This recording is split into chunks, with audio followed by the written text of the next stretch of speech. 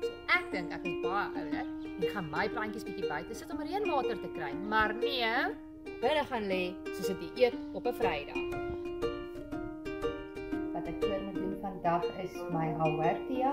Sy is die crowded enetjie en ek is eintlik maar bly sy het omgeval want ek sien haar wortels het nogal die hele pot vol gegroei en hier is hoe ons haar gaan red vandag. Kyk, sy het ook 'n babietjie gemaak en hier is ook haar blom wat sy gemaak het.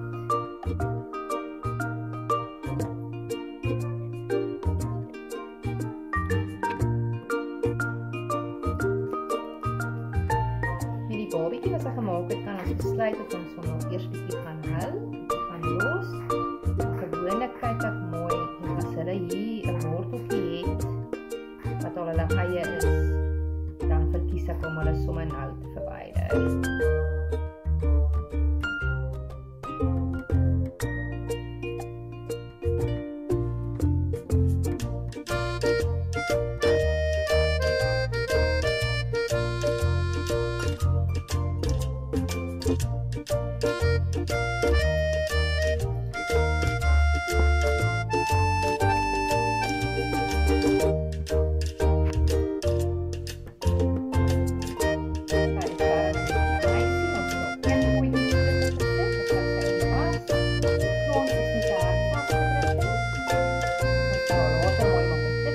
Eers moet sy 2 tot 3 dae rus, geen water nie en die res van hoe om vir haar te sorg gaan nie navolg.